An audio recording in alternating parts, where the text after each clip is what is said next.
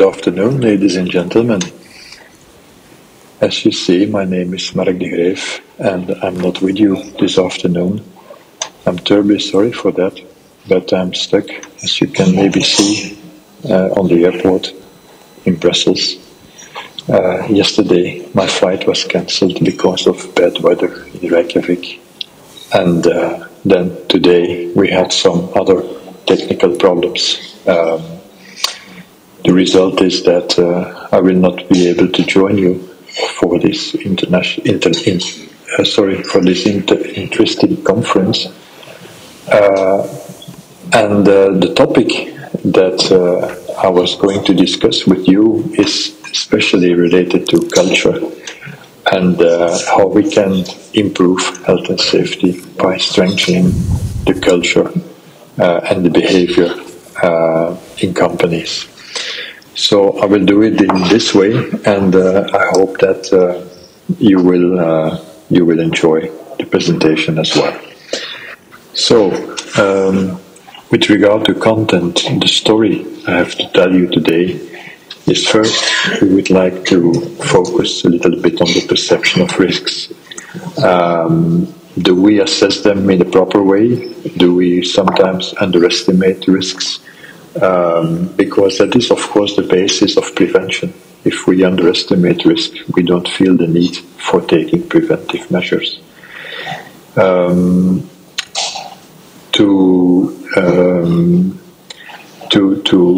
make people aware of risks, it's important to focus on behavior. And if we say behavior, then we also say culture, of course. So that would be my second point. If we want to strengthen culture, then we need a change. And cultural change is, as you can see, a transformation process where we start with the assessment of the existing culture and then find ways to strengthen the safety culture. Managers and leaders, based on our experience, they play a very, very crucial role in this change process. So I would like to focus at the end of my presentation on their role. Sorry for this. Another situation where we can see that risks are underestimated and is shown by these pictures. So all these people are facing risks which they underestimate in a certain way, and when we take risks, it's equal to throwing the dice, because if you throw a dice, you don't know which surface will be on top. And that's the same as taking a risk. If you take a risk, if you walk down the stairs in the morning on your socks without keeping the ramp, with your cell phone in your hand, and in the other hand, for instance, the computer, then you are taking a serious risk of falling down the stairs. So that's why there is a ramp, just to reduce the risk, and that's why we should not walk downstairs on our socks, but focus on the risk that we are taking. And if we focus on the risk, if we don't underestimate the risk, then we will also act in a more preventive way. So every organization should ask itself a question, a certain number of questions. The first one is, okay, how important is safety here in this organization? Is it really important, or does it become important whenever we have a problem? Second, what are the feelings, thoughts and behavior related to safety? What do people really think about safety? And what do the owners think? Because they set out a strategy together with management. What is the staff thinking and feeling about safety, and the contractors? And in many cases, what we see is that at a certain level, safety is reaching, and safety performance is reaching a plateau. And why is it reaching a plateau? Because after taking all the technological measures, after implementing standards, after implementing management systems, we see that we reach indeed a plateau. There is no more progress. And that's because of problems in behavior, that's because of problems in culture, that's because the DNA of our organization is not really, let's say, linked to health and safety. So that's why we need to improve culture, and if we will improve health and safety culture, then we will decrease the incidence rate after we have implemented, of course, the necessary technological measures, and after we have implemented the management systems. So we have to focus on culture, and culture will be different from one country to another, and from one organization to another. But we have to be sure that the measures that we are implementing are sufficient and are adapted to the risks that we are taking. So, next point is, of course, if we want to focus on culture and human behavior, we have to ask ourselves some questions. Questions related to what is normal here in this organization. What about risk awareness? Are people really aware of the risks that they are taking and facing? Or are they just acting, and when there is no real consequence of the risk, they just continue? What about safety rules? Are they respected or not? And how to become a leader in this organization? Is it only let's say on the basis of technical skills, or is it also, do we also need some social skills and soft skills to become a leader? Because we have to coach our team members, and that's why, of course, if we want to change culture, coaching and speaking with people and to people will be very important. So finally, the question that we ask is, what is really important? Is it production on the one hand side, or is it safety on the other hand side? So that's a tension that is in many companies prevailing, and the tension between production and safety. And in many cases, the choice is, of course, this goes into the direction of production. Priority is on production, and safety comes second. In order to deal with this, we have to work on culture in order to obtain a situation where health and safety gets into the focus of everybody in the organization. We need to focus on culture. And Edgar Schein, who has written some interesting books on this topic, defines 3 levels of culture. We see that first we have the artifacts, which is, for instance, the visible topics like, for instance, the uniforms people are wearing, the offices, the buildings, let's say the visible, the posters that are used to raise awareness and so forth. Second goes a little bit deeper, and this is the espoused values. And many organizations say, okay, safety is really important for us. It's a value that we want to emphasize on. But in the end, what is really important is, of course, the basic assumptions, and that is really the DNA of every organization. And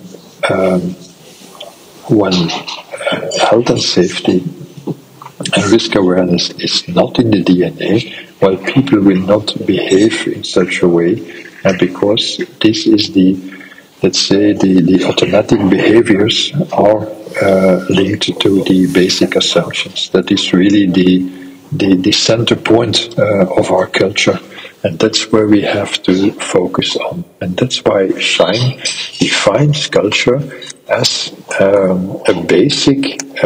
pattern, of basic assumptions which are invented, discovered, or developed by a given group as it learns to cope with problems of external adoption and internal integration.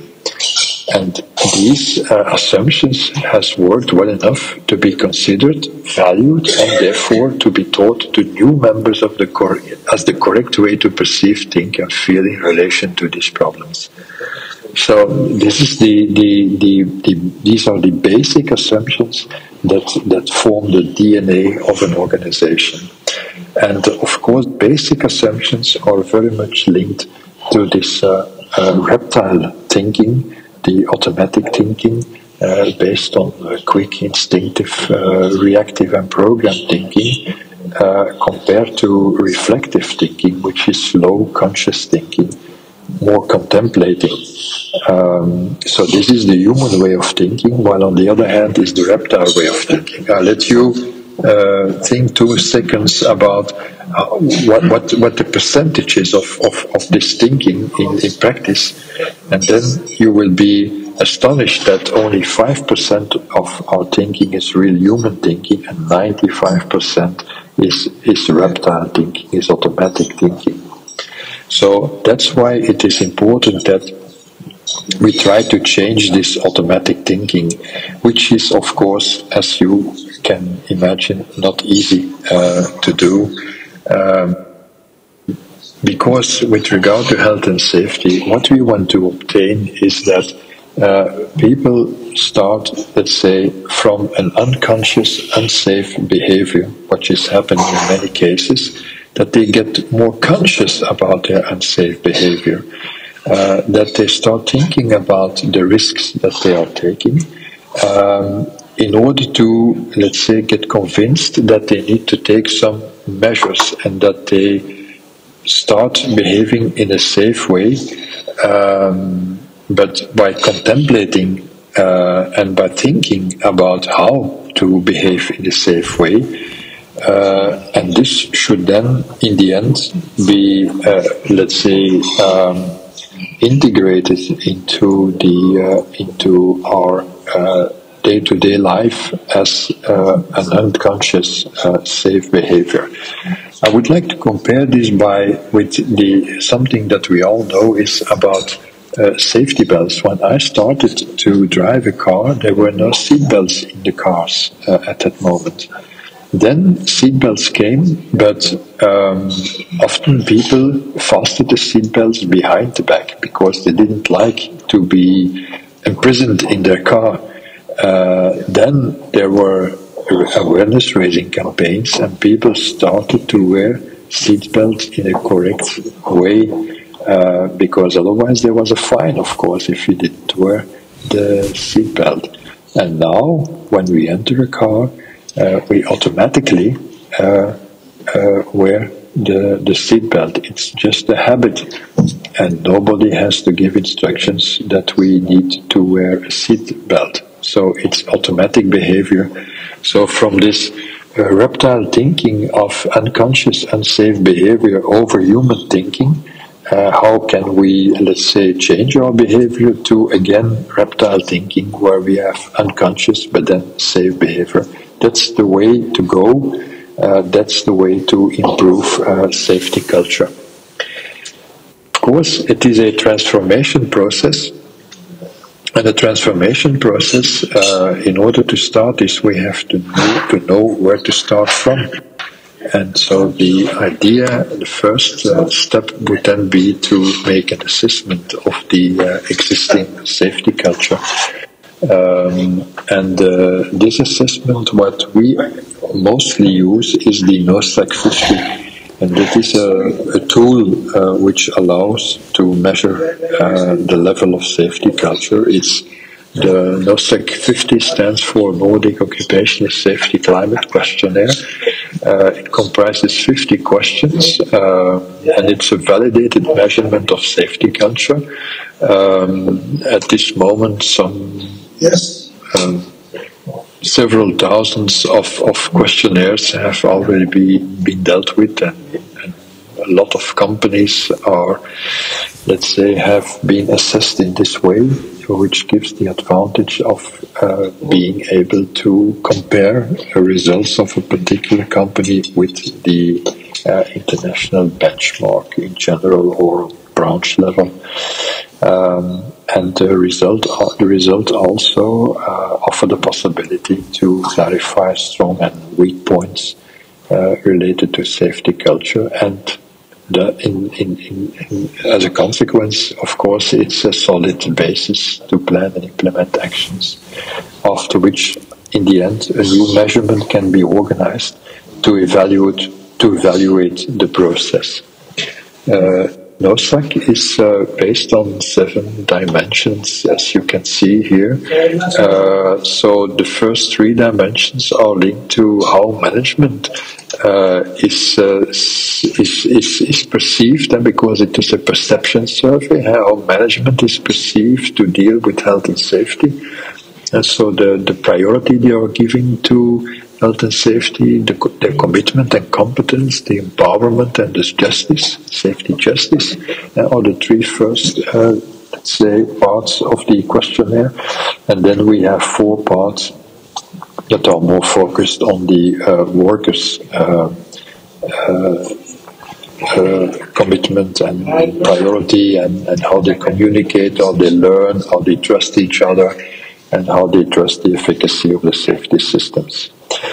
So these 50 questions, let's say, are then evaluated, and we then get results like the spider diagram, where you can see that the 7 dimensions are clearly illustrated, and you can also see where the weak points are. Let's say in this example, we see the weak point is dimension 2, and the management safety empowerment. Also, dimension 5, the worker safety prioritization and non-risk acceptance, are the 2 really weak points of the organization, followed by management safety prioritization, commitment and competence.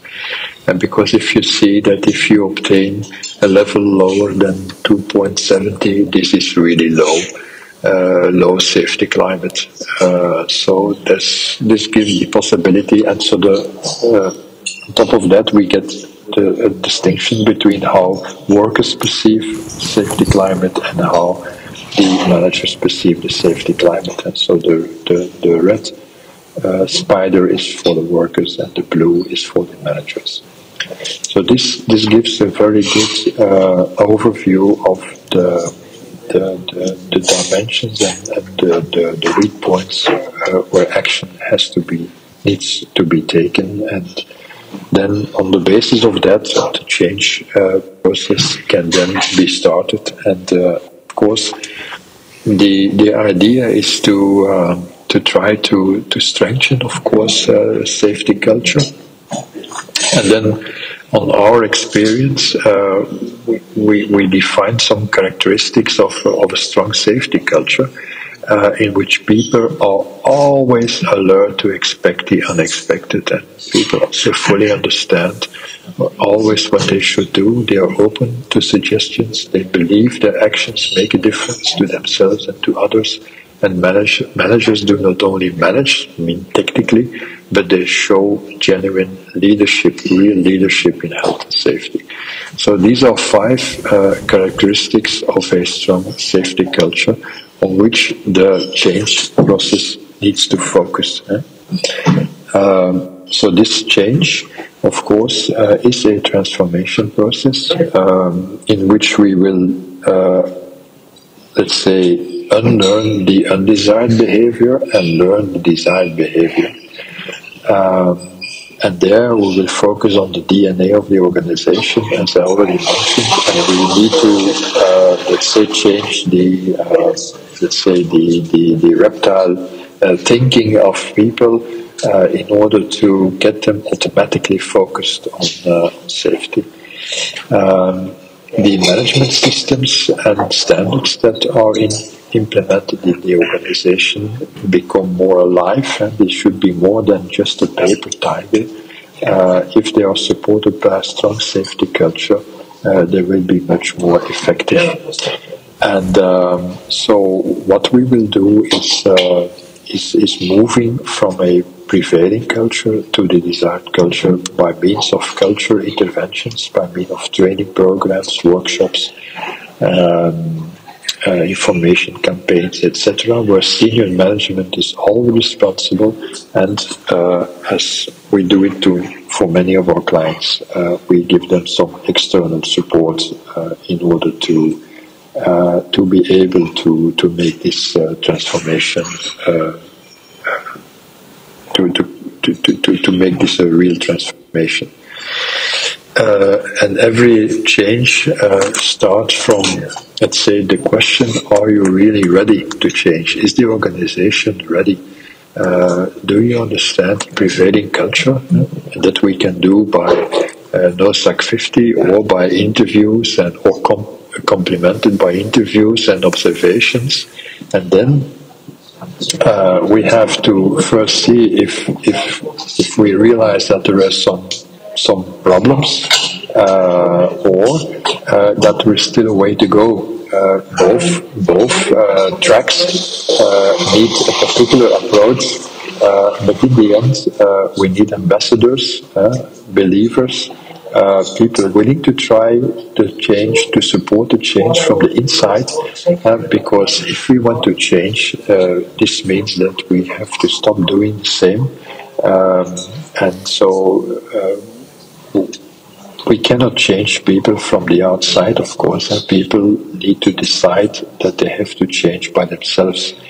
We don't have external buttons, our buttons are internal, and so we have to switch our buttons or to turn our buttons by ourselves. So that's the basic idea behind this change process.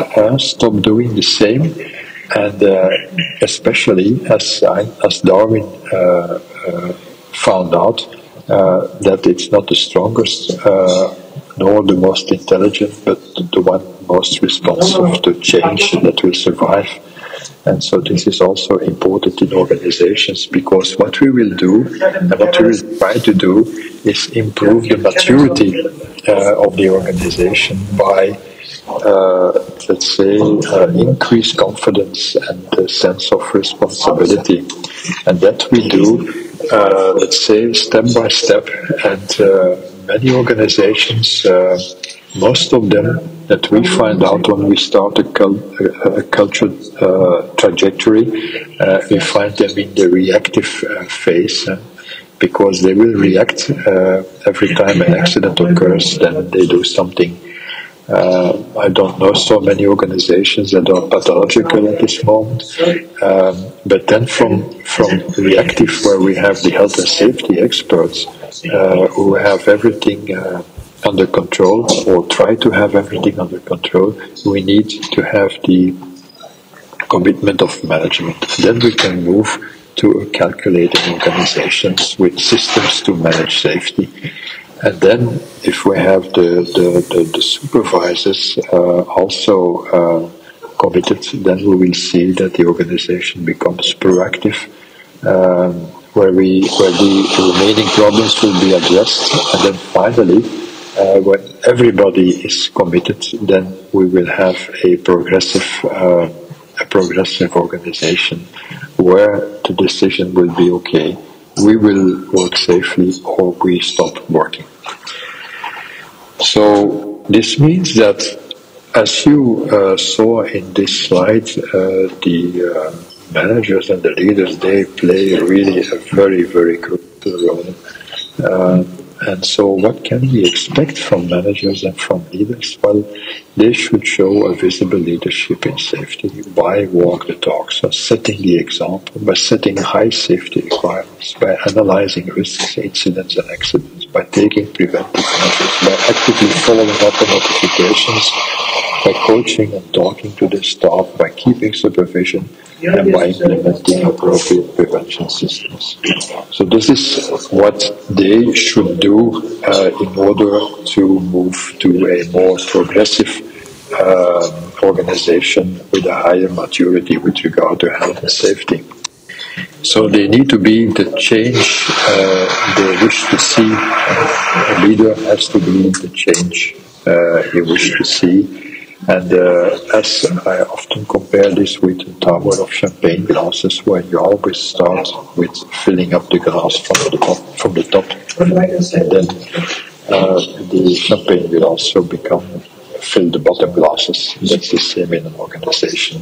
We have to start from the top and start the change process over there, and then the whole organization will change, and the DNA of the organization will change. With the final goal is putting safety really. Final goal is to see that safety is really something that is alive, so that everyone in the organization will assume his or her role for safety. And we see that everyone will be prevention-minded, everyone will be alert, everyone will say stop when it's necessary, everyone will report unsafe situations and incidents, everyone will always know and apply the safety rules, and everyone important will help others to work safely. And finally, safety will become a basic assumption and will become the center of the onion and part of the culture of the organization. So this means that we have to change. Behavior. And the best way, of course, is that everyone starts by changing his or her own behavior. If we all do this, finally, in the end, the organization will also change, and there will be a new DNA in the organization in which safety becomes a central point, and so that way we can avoid accidents and diseases and get healthy people in a healthy organization. I thank you very much for your attention.